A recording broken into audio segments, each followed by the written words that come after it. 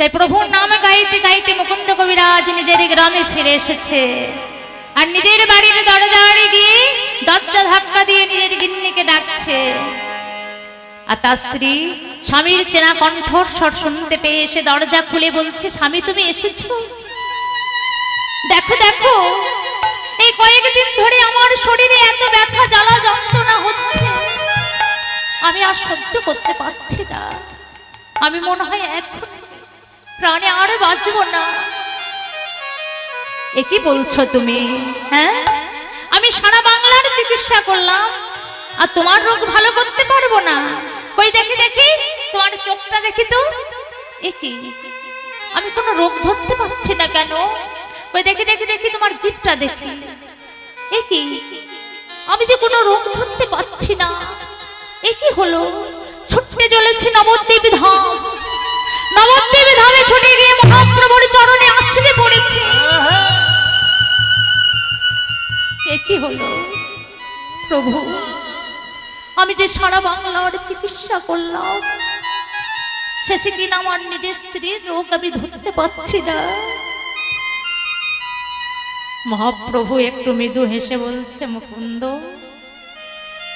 যা ভেবেছি তাই হয়েছে। এতদিনে দেখছি আমার ভক্তের মনে অহংকার হয়েছে। তোমার মনে অহংকার হয়েছে মুকুন্দ। সারা বাংলার চিকিৎসা করেছো বলে তোমার মনে অহংকার জন্ম নিয়েছে।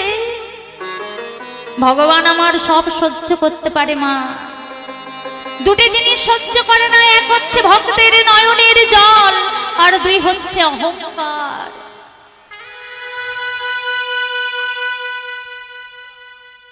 ভগবান অহংকার কাউরি সহ্য করে না। অহংকার হয়েছিল কার? কত দেবতাদের কত অহংকার হয়েছিল। ভগবান দেবতাদেরকেও ছেড়ে দেয়নি। আমরা তো এই নর, কলির জীব, কলিহত জীব, সামান্য। আমাদের মনে কত অহংকার। ভগবান কি ছেড়ে দেবে আমাদেরকে? ছাড়বে না। দেবতাদেরকে ছাড়ে নাই। দেবতার পুত্র কুবেরের দুই পুত্র ছিল, মণিগ্রীব ও নলকূপ। যাদের মনে বড় অহংকার ছিল, কিসের না? ধনের গর্ভের অহংকার ছিল তাদের। তাই তারা কাউকে মানত না। তাই একদিন কি করছিল? কতকগুলি রমণীকে নিয়ে উলঙ্গ অবস্থায় জলকেলি করছিল।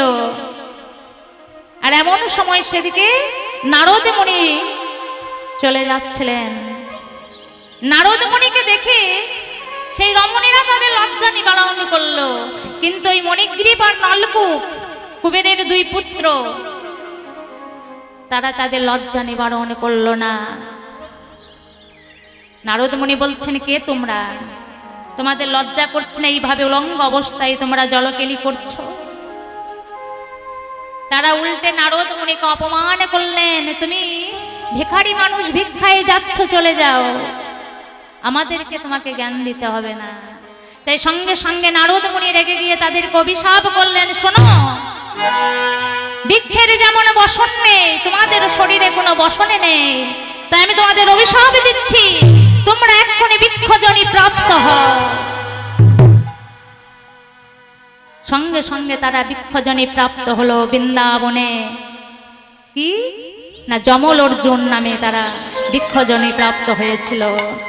তাহলে দেবতাদেরকেও ভগবান ছেড়ে দেয়নি, কারণ ভগবান অহংকারে কারো সহ্য করে না। কিন্তু আমার এই পাপী জীব, কলিহত জীব, আমাদের আর কিছু থাকুক না থাকুক মা, অহংকার আমাদের সবার আছে, তাই না? তাই বললেন, শোনো মুকুন্দ, তুমি যখন আমার চরণে আশ্রয় নিয়েছো, তুমি আর চিন্তা করো না। আমি তোমায় আশীর্বাদ করছি, আজকের পর থেকে তোমার আর কোনোদিন মনের মধ্যে অহংকার হবে না। আর শোনো, তোমার স্ত্রীর রোগও ভালো হয়ে যাবে। আমি ঔষধ দেব, তুমি নিয়ে গিয়ে তোমার স্ত্রীকে খাইয়ে দেবে। তাই মহাপ্রভু কি করলেন? তার মুখের চর্বিত পান বের করে দিলেন মুকুন্দের হাতে, বললেন, এই নাও, তোমার স্ত্রীকে গিয়ে খাইয়ে দাও।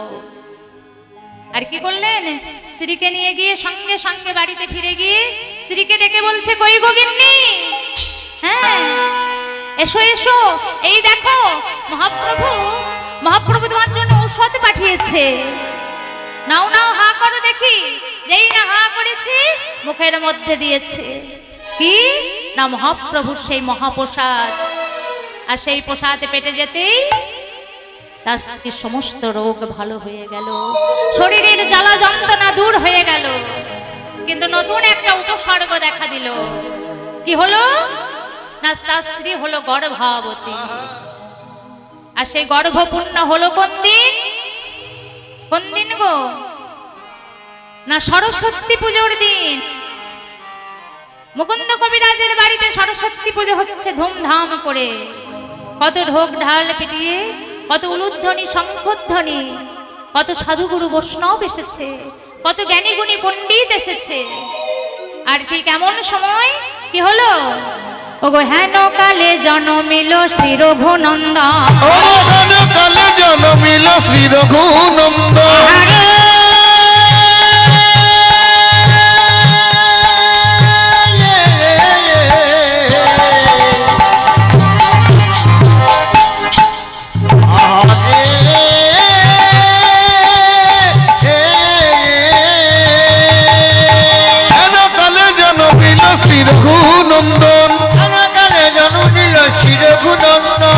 মুকুন্দ দাসের তাহার আনন্দিত মন। মুকুন্দ দাসের তাহাই আনন্দিত মন। আরে মুকুন্দ দাসের মনে আনন্দিত মন।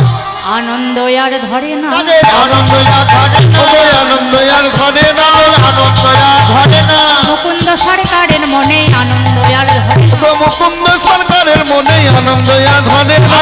মুকুন্দ সরকারের মনে আনন্দ আর ধরে না। কি হলো না মুকুন্দ সরকারের মনে আর আনন্দ হচ্ছে না। আর এদিকে একজন তাড়াতাড়ি করে সেই ছোট্ট শিশুকে নিয়ে এসে বলছে, কই গো কবিরাজ ঠাকুর, এই দেখো দেখো তোমার কত সুন্দর ফুটফুটে একটা ছেলে হয়েছে দেখো। কি বললে? আমার ছেলে? কই দাও দাও আমার কোলে দাও। তাই কোলে নিয়ে কি বললেন? দাও আগে মা, মা সরস্বতীর চরণ তলে আগে দি। তাই কি করলেন? ছেলেকে নিয়ে সরস্বতীর চরণ তলে করলো সমর্পণ। চরণ তলে করলো সমর্পণ। সরস্বতী চরণ তলে করলো সমর্পণ। মা সরস্বতীর চরণ তলে সমর্পণ করলেন। সমর্পণ করে বলছে, ও মা সরস্বতী, আমার ছেলেটাকে একটু আশীর্বাদ করে দাও মা। তাই বলছে, এই আশীর্বাদে করো মা, আরে আশীর্বাদে করো মা, আশীর্বাদে করো মা, আশীর্বাদে করো মা। আশীর্বাদ ভাগবাদে পড়তে পারে আশীর্বাদে করো মা। আরে ভাগবতে পড়তে পারে আশীর্বাদ করো মা। ভাগবতে পড়তে পারে আশীর্বাদে করো মা। সংকীর্তন গাইতে পারে আশীর্বাদে করো মা। সংকীর্তন গাইতে পারে আশীর্বাদে করো মা। সংকীর্তন গাইতে পারে আশীর্বাদে করো মা। আরে সংকীর্তন গাইতে পারে মুখে হরি হরি হরি বলে তাই হরি হরি হরি বলে, সংকীর্তন গাইতে পারে হরি হরি হরি বলে, সংকীর্তন গাইতে পারে হরি হরি হরি বলে। সংকীর্তন গাইতে পারে আশীর্বাদে করো মা, আশীর্বাদে করো মা। তাই মা সরস্বতী চরণ তলে দিয়ে বলছি, মা আমার ছেলেটাকে একটু আশীর্বাদ করো, সে যেন লেখাপড়া গান বাজনা ভাগবত বাড়ি সব করতে পারে, মুখে যেন হরিনাম গাইতে পারে। তাই সে ছোট্ট রঘুনন্দনের জন্ম হলো, যার কথা আমরা শুনবো। তাই এই রঘু পূর্বে কে ছিলেন গো? কেউ জানেন? এই রঘুনন্দন পূর্বে ছিল কামদেব মদন। কামদেব মদনকে চেনেন তো? কি মায়েরা চেনেন? তিনি ছিলেন ব্রহ্মার পুত্র। আর পিতা ব্রহ্মা মদনকে 5টি বাগানের একটি ফুলের ধনু দিয়ে বলেছিলেন, এই বান তুমি যখন যাকে নিক্ষেপ করবে সেই সঙ্গে সঙ্গে তোমার বশীভূত হয়ে যাবে। তাই পিতা যখন ওই বান দিলেন, মদন মনে মনে চিন্তা করছে এই বান কেমন কাজ করছে, আগে পিতাকেই মেরে দেখা যাক। তাই একটি বানে নিয়ে পিতা ব্রহ্মার দিকে নিক্ষেপ করলেন। আর মদনের বানে জর্জরিত হয়ে পিতা ব্রহ্মা সঙ্গে সঙ্গে তার নিজ কন্যা সন্ধ্যাকে হরণ করলেন। এমনি করে সমস্ত দেবতাদের মদন পরাজিত করেছিল। বাকি ছিল আমার প্রাণ গোবিন্দ। তাই একদিন মনে মনে বলছেন, একবার যদি এই বৃন্দাবনের কৃষ্ণকে পরাজিত করতে পারি তাহলে আমি সারা বিশ্বের বীর হব। আর ভগবান বললেন, ও হে মদন, একটা দুটো নয়, আমি যেদিন শত শত প্রজগোপী নিয়ে করব বৃন্দাবনের রাসলীলা, সেদিন তুমি তোমার বাণ আমাকে নিক্ষেপ করো। আর সেদিন যদি আমায় তুমি নিক্ষেপ করতে পারো, তাহলেই আমি জানবো তুমি সর্বশ্রেষ্ঠ বীর। তাই ভগবান যেদিন রাসলীলা শুরু করেছিলেন, মদন এক একটি করে বাণ নিক্ষেপ করেছিলেন, আর সেই বাণ গিয়ে পড়েছিল আমার রাধা গোবিন্দের যুগল চরণে। তখন মদন বুঝতে পারলেন যে তো স্বয়ং ভগবান। ছুটতে গিয়ে প্রভুর চরণ দুটি জড়িয়ে ধরেছে, দয়াময় আমায় ক্ষমা করো, আমি বুঝতে পারিনি তুমি যে স্বয়ং ভগবান। ভগবান বললেন, মদন, অন্যায় যখন করেছো শাস্তি তোমায় পেতে হবে। তুমি দেবতা হয়ে নর লোকের মতন তুমি আচরণ করলে, তাই তোমাকে নর কুলে যেতে হবে। তুমি যাবে কলিযুগে এক ভক্তের বাড়িতে, তোমার নাম হবে রঘুনন্দন। ঠিক আছে প্রভু, তাই হবে। তবে দয়াময়, তোমার কাছে আমার একটাই প্রার্থনা, এ জন্মে যেমন আমি চিনতে তোমাকে এত দেরি করলাম, আগত কলিযুগে গিয়ে যেন আমি তোমায় সময় সময় চিনতে পারি। হরি বল, হরি বল, হরি বল। প্রভু বললেন, তাই হবে। তাই সেই ছোট্ট রঘু জন্ম নিলেন। বয়স যখন 7 বছর হলো, এদিকে মুকুন্দ কবিরাজের বয়স একটু বেড়েছে। তাই প্রত্যেক দিন ভোরবেলায় উঠে মুকুন্দ কবিরাজ ভাগবত পাঠ করেন, তারপরে গোপীনাথের পুজো করে। তো ভাগবত পাঠ একদিন ভোরবেলায় উঠে ভাগবত পাঠ করছে। পৌষ মাসের দিন, প্রচন্ড ঠান্ডা, ভোর 4টে বাজছে। এখন যদি এটা পৌষ মাসের দিন হতো, এখানে লোক থাকতো? হ্যাঁ, এমনিতেই তো লোক নেই, খুব কম। তোমরা আর 5 জন হয়তো বসে থাকতো সম্মানের খাতিরে। তা যাই হোক, মুকুন্দ কবিরাজ আজ ভাগবত পাঠ করছে, প্রচন্ড ঠান্ডা, ভোরবেলায় 4টের সময়। তাই লক্ষ্য করছে দরজার আড়ালে যেন কে দাঁড়িয়ে আছে। তাই বলছে, কে রে ওখানে? ছোট্ট রঘু বলছে, বাবা আমি রঘু। কি করছিস ওখানে? হ্যাঁ, এই ঠান্ডার সময় কেন উঠেছিস? যা যা মায়ের কাছে গিয়ে শুয়ে পড়। না না না না না, আমি তো এখন শোবো না, আমি তো এখন ভাগবত শুনবো তোমার কাছে। কি বললি? তুই ভাগবত শুনবি? বাবার কাছে ছেলে ভাগবত শুনতে চেয়েছে, ছোট্ট 7 বছরের ছেলে। বাবার মনে বড় আনন্দ, আয় আয় আয় আমার কাছে আয়। তাই ছেলেকে কোলের কাছে বসিয়ে সুন্দর করে ঢাকা দিয়ে বলছে, শোন, আমি যা বলবো মন দিয়ে শুনবি। তুই তো ছোট্ট ছেলে, তাই আজ তোকে সংস্কৃত বললে তুই বুঝতে পারবি না, তোকে বাংলা করে বলি, মন দিয়ে শুনবি। হ্যাঁ বাবা, আমি মন দিয়ে শুনবো। তুই যেমন একটা ছোট্ট ছেলে, তোর মতন আর একটা ছোট্ট ছেলে ছিল, নাম ছিল যার প্রহ্লাদ। আর সেই প্রহ্লাদের বাবা ছিল হিরণ্যকশিপুর। সেই হিরণ্যকশিপুর ভগবানকে মানত না, আর প্রহ্লাদ ভগবান ছাড়া কিচ্ছু জানতো না। তা সে হিরণ্যকশিপুর একদিন প্রহ্লাদকে বলছে, প্রহ্লাদ, এই স্তম্ভের মধ্যে তোমার ভগবান আছে? প্রহ্লাদ বলছে, পিতাশ্রী, আমার ভগবানকে যেখানেই ডাকবেন আমার ভগবান সেখানেই থাকে। তাই নাকি? তার মানে তোর এই স্তম্ভের মধ্যে ভগবান আছে বলছিস? হ্যাঁ পিতাশ্রী, এই স্তম্ভের ভিতরেও আমার ভগবান আছে। তাই সঙ্গে সঙ্গে হিরণ্যকশিপুর সেই স্তম্ভকে ভেঙে ফেললেন, আর সঙ্গে সঙ্গে সেখান থেকে বেরিয়ে এলো অর্ধেকটা মানুষ আর অর্ধেকটা সিংহ। সে নৃসিংহ রূপে এসে হিরণ্যকশিপুরকে বধ করলো আর প্রহ্লাদকে রক্ষা করলো। তাই তুই যদি এইভাবে তাকে ডাকিস, সেও তোকে রক্ষা করবে। তাই যা, এবার আমার ভাগবত পাঠ শেষ হয়ে গেছে, তুই মায়ের কাছে যা, আমি এবার পুজো করব। তো তাই মুকুন্দ কবিরাজ এবারে কি করেছে, মন্দিরে গিয়ে সুন্দর সুন্দর করে চন্দনে ঘষে একটি তুলসী পত্র নিয়ে আমার ভগবানের এক চরণে দিয়েছে। যেই না এক চরণে দিয়ে আর এক চরণে দিতে যাবে, অমনি দূর থেকে একজন কবিরাজ ঠাকুর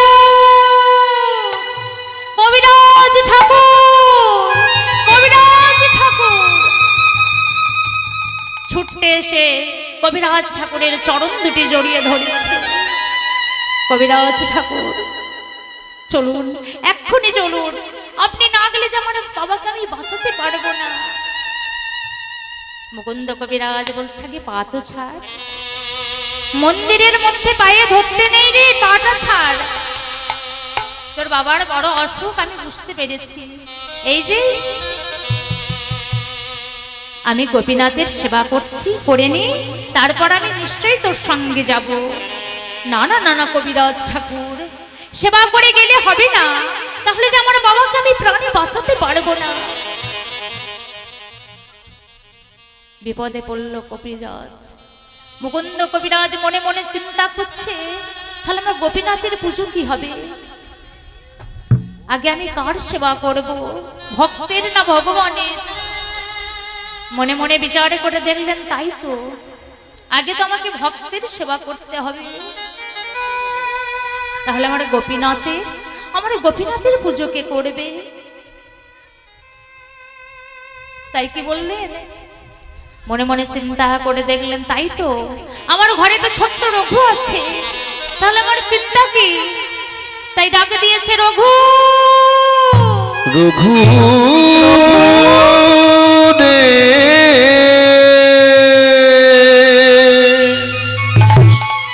যেই না বাবা ডাক দিয়েছে, ছুটতে ছুটতে রঘু এসে বলছে, বাবা তুমি আমায় দেখেছো? হ্যাঁ রে রঘু, এই যে দাদা এসেছে, এই দাদার বাবার নাকি বড় অসুখ, তাই আমাকে যেতে হবে চিকিৎসা করতে। তাই শোন বাবা, তুই আজকে গোপীনাথের পুজোটা করে দিস তো বাবা। কি বললে বাবা? আমি পুজো করব? আমি পুজো করতে পারবো বাবা?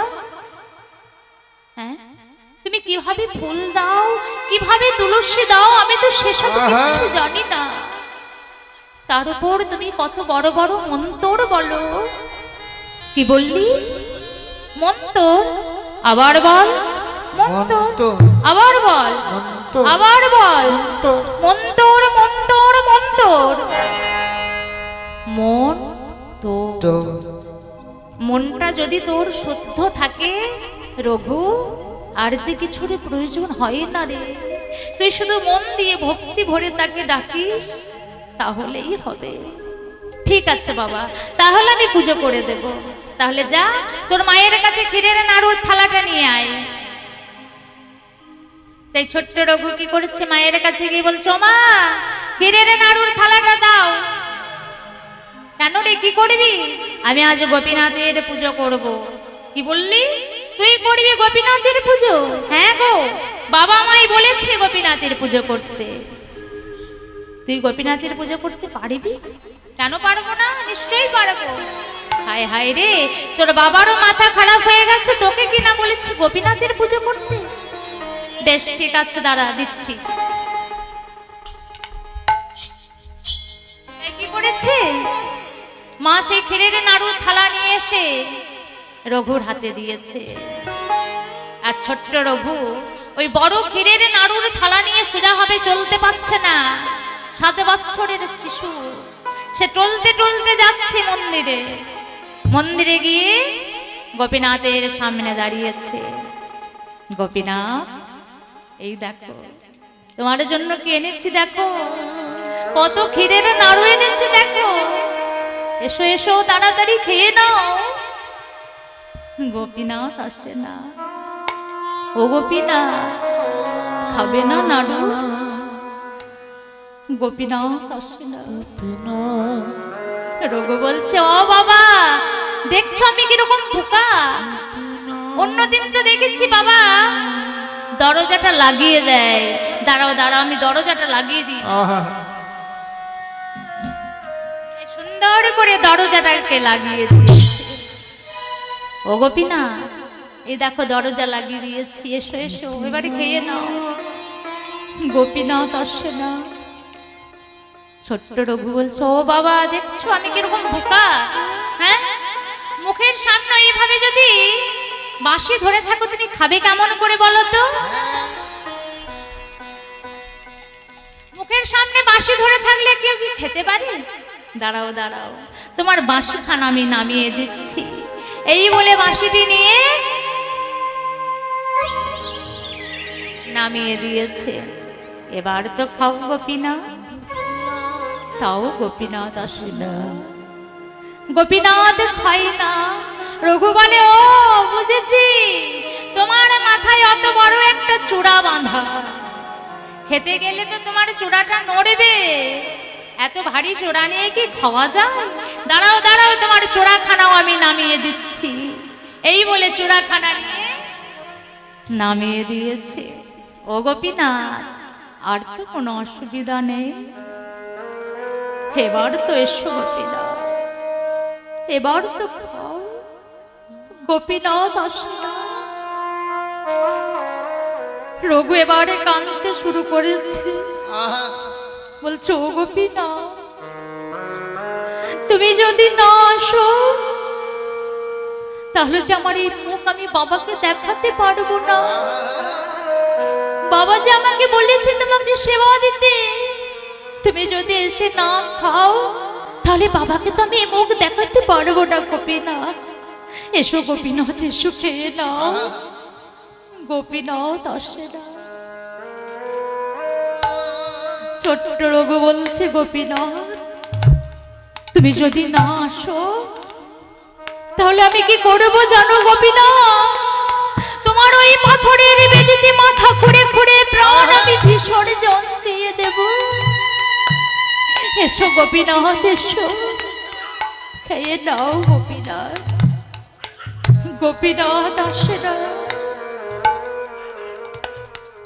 ঠিক আছে, ঠিক আছে গোপীনাথ, তুমি আসবে না তো? বেশ, তাহলে আমি মাথা খুঁড়তে শুরু করছি। এই বলে ছোট্ট রঘু ওই পাথরের বেদিতে গোপীনাথ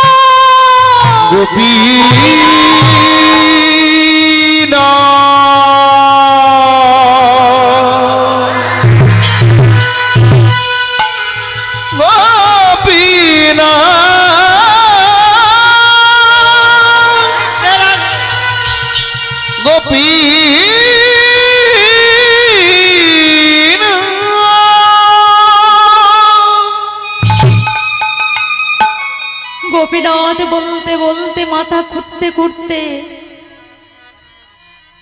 সারা প্রাঙ্গণ রক্তে আর নয়নের জলে ভেসে যাচ্ছে। আর কি আমার ভগবান থাকতে পারে গো? ভগবান কি আর থাকতে পারে? ভগবান আমার বড় বড় দুটি হাত বের করে বলছে, রঘুনন্দন নারুদে,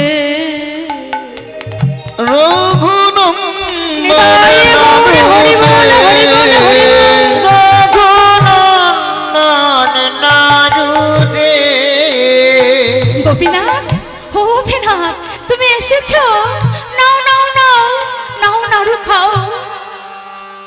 এই বলে গোপীনাথ নাড়ু খা, গোপীনাথ নাড়ু খা। একটি একটি করে সমস্ত নাড়ু খাওয়িয়ে দিচ্ছে আমার গোপীনাথকে।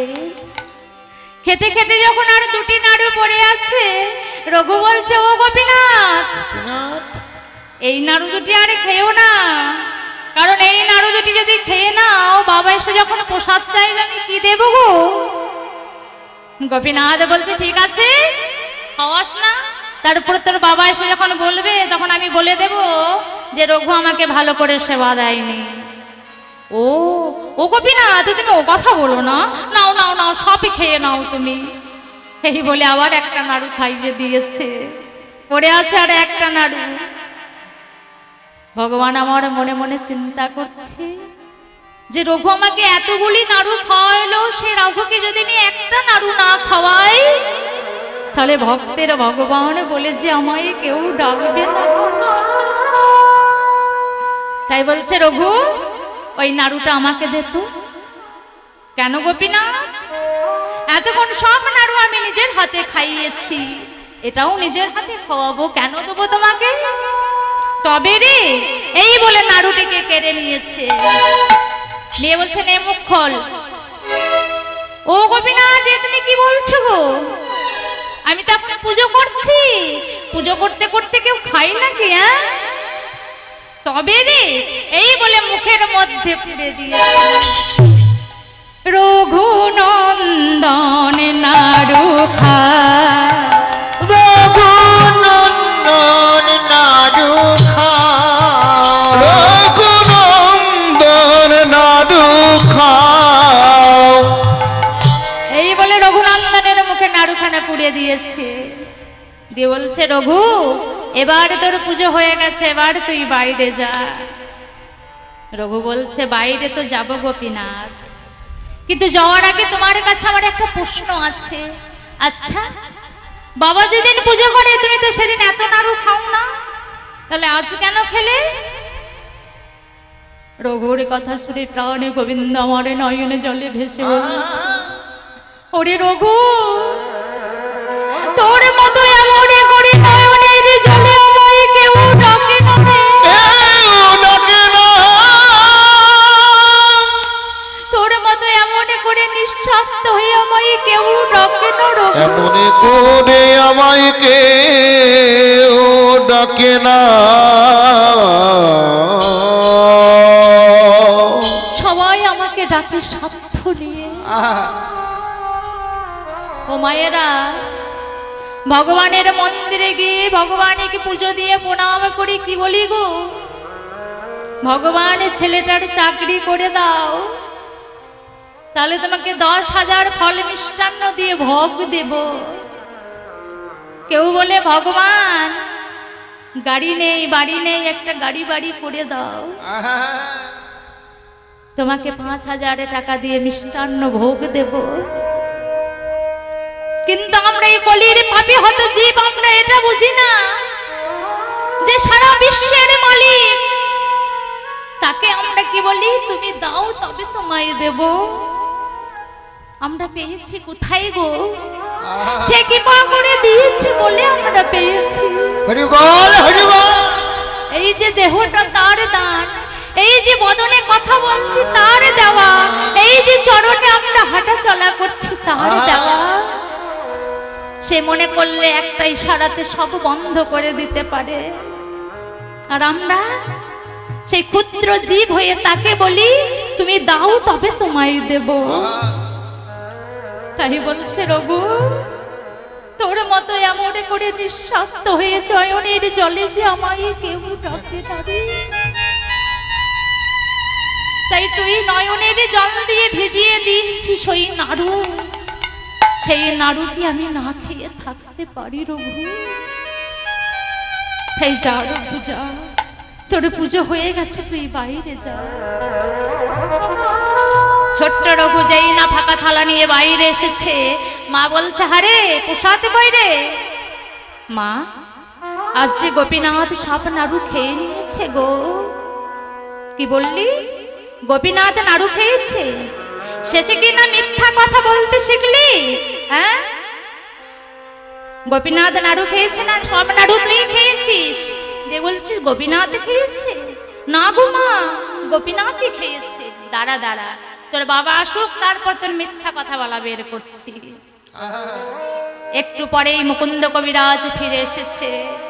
ফিরে এসে রঘুকে ডাক দিয়েছে, রঘু বলো বাবা, পুজো করেছিস?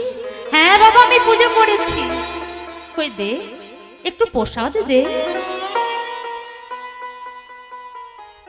বাবা, আজ তো প্রসাদ নেই। কেন? কারণ আজ তো গোপীনাথ সব নাড়ু খেয়ে নিয়েছে গো। কি বললি?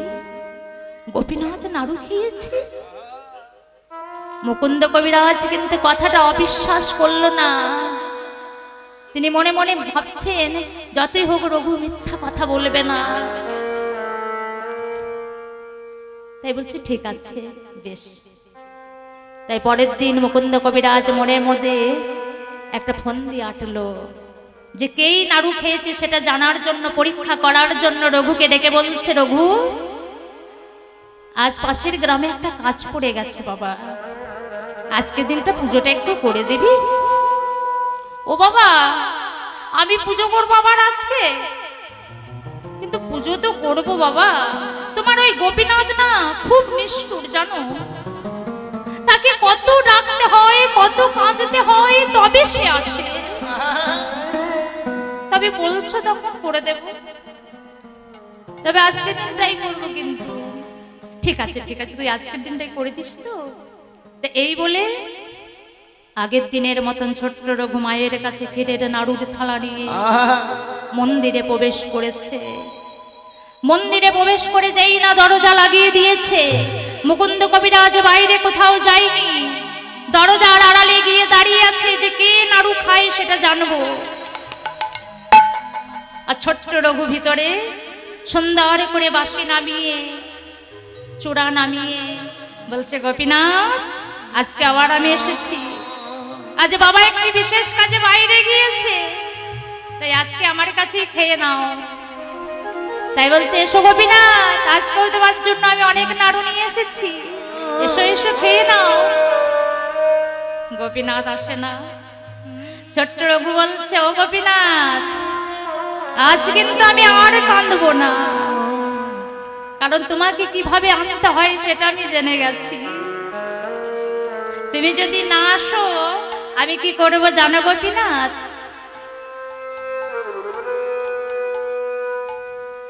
ওই যে তোমার গলায় সুন্দর ওড়না রয়েছে, তুমি যদি না আসো তোমার ওই ওড়না নিয়ে আমি গলায় ফাঁস দিয়ে জীবনে বিসর্জন দিয়ে দেব।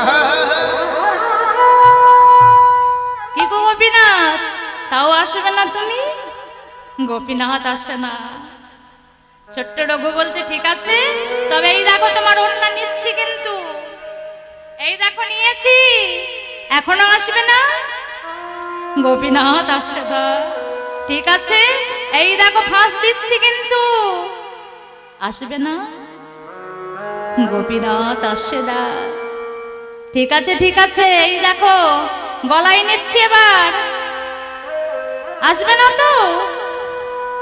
ঠিক আছে, এই দেখো গলায় নিচ্ছি।